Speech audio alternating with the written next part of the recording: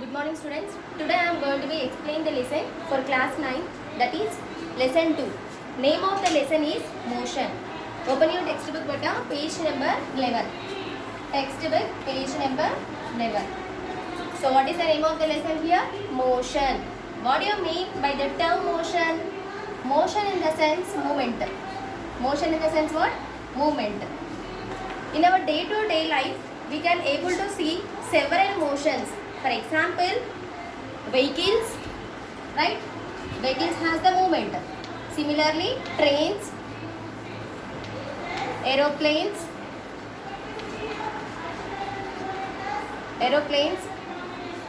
and people. Yes or not? These are the examples for motion. Look at, we are familiar with the idea of motion. We see several examples of motion around us, like vehicles, trains, aeroplanes, and the people and objects thrown in the air. Yes or not? If we are throwing these objects into the air, what happens? Object reaches to the ground state. As I throw this object to the upward direction, what happens? The object may falls to ground state. Whether it has the movement? Yes, it has the movement. So look at next one. We know that it is due to because of motion of the earth that phenomena like sunrise, sunset, changes in the season. These are also one example for motion. Sun rises in the east and sun sets in the west, right? This is also a natural phenomena.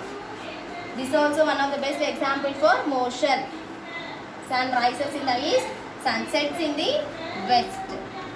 According to seasonal wise, the seasons are going to be keep on changes from rainy season to winter season, next winter season to summer season to spring season and autumn season. This is a natural phenomena. This is also comes under motion example. Look at here, motion is of two types. Motion is of two types. Motions are classified into two types. First one is uniform motion. First one is uniform motion. Second one is non-uniform motion. Second one is non-uniform motion. When we can say it is a uniform motion? When we can say it is a uniform motion? For example, if in a given time interval, if the object reaches the target or destination point, for example, I have given 1 hour of time interval to reach to your school. Okay, I have given 1 hour of time interval to reach to your school. Exact 1 hour of time interval, the person should reach towards your school. This comes under uniform motion. That means exact time interval the person has to be followed. Behind that, if the person exceeds excess time interval, that means if the person takes the 2 hours of time interval to reach the destination point, this comes under non-uniform motion. This comes under what? Non-uniform motion. That means he is taking the excess time. Beyond the 1 hour of time interval, he is using excess time interval. So that is the reason this comes under non-uniform motion. And the graph will be different for uniform and non-uniform. Graph will be different for uniform and non-uniform. Let us assume here.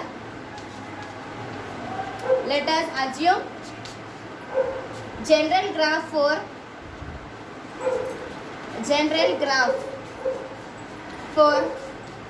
uniform motion.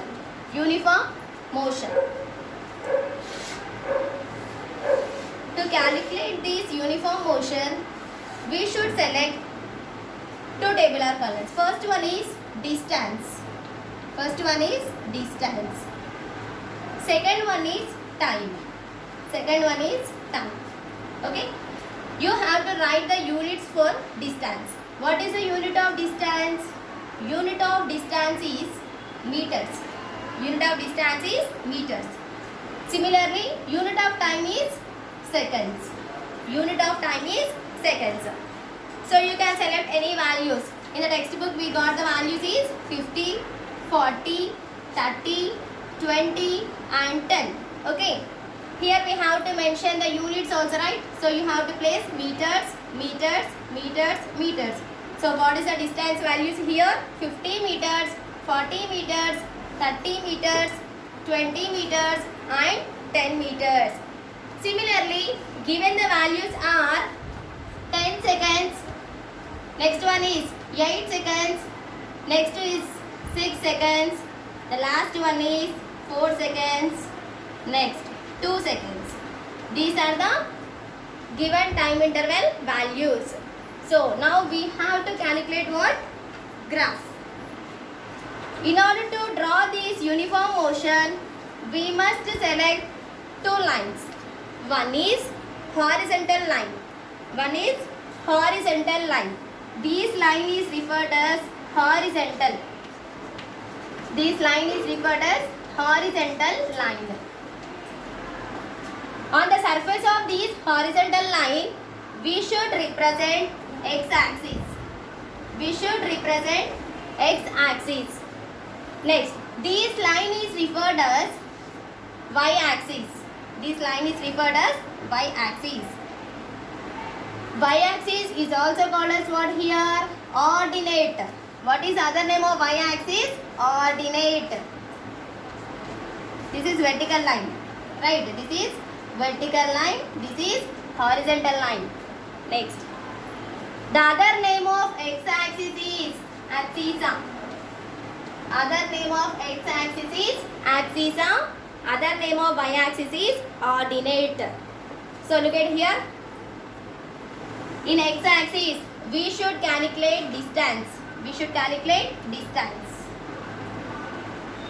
Always remember that distance we are taking on x-axis. On y-axis, we are calculating the time interval values, that is time seconds units, right?